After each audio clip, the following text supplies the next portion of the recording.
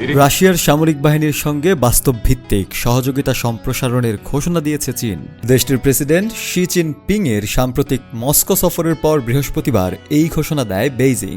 দ্বিতীয় বিশ্বযুদ্ধ বিজয় দিবস উপলক্ষে আয়োজিত বর্ণাঢ্য সামরিক কুচকাওয়াজে অংশ নিতে গত সপ্তাহে তিনি মস্কো যান। তার সফরের পরপরই চীনের পক্ষ থেকে আসে এই ঘোষণা। গত কয়েক বছর ধরে মস্কো ও বেইজিংয়ের মধ্যে সম্পর্ক ঘনিষ্ঠ হয়ে উঠছে। 2022 সালে ইউক্রেন রাশিয়ার পূর্ণমাত্রার সামরিক অভিযান শুরুর পর দেশ দুটির সম্পর্ক আরও দৃঢ় হয়েছে।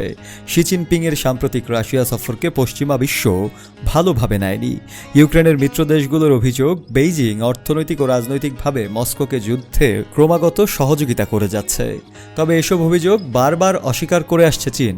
তাদের দাবি, ইউক্রেন সংকটে তারা নিরপেক্ষ অবস্থানে রয়েছে এবং শান্তি প্রতিষ্ঠায় টানা প্রচেষ্টা চালিয়ে যাচ্ছে।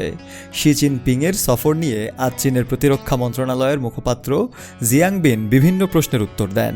রাশিয়ার সঙ্গে সামরিক সম্পর্ক কিভাবে জোরদার করা হবে এমন প্রশ্নের জবাবে জিয়াংবিন বলেন, আমাদের সামরিক পর্যায়ের সম্পর্কটি উচ্চমানের। তিনি চীনের সামাজিক যোগাযোগ মাধ্যম উইচ্যাটে পোস্ট করা এক উত্তরে মন্তব্য করেন, চীনা সেনাবাহিনী রাশিয়ার সঙ্গে একযোগে কাজ করতে প্রস্তুত জানিয়ে জিয়াংবিন বলেন, আমরা কৌশলগত পারস্পরিক আস্থা আরও দৃঢ় করতে, কৌশলগত যোগাযোগ জোরালো করতে এবং পারিপার্শ্বিক সহযোগিতা বিস্তারে কাজ করে যাচ্ছি।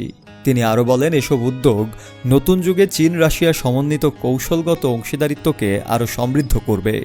জিয়াংবিনের ভাষ্য, এই পদক্ষেপগুলো বিশ্বের কৌশলগত স্থিতিশীলতা রক্ষা ও শক্তিশালী করতেও সহায়ক হবে।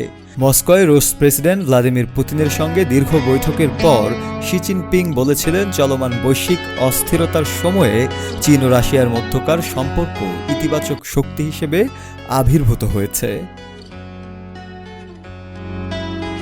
শফেল মাওলা, কালের কণ্ঠ।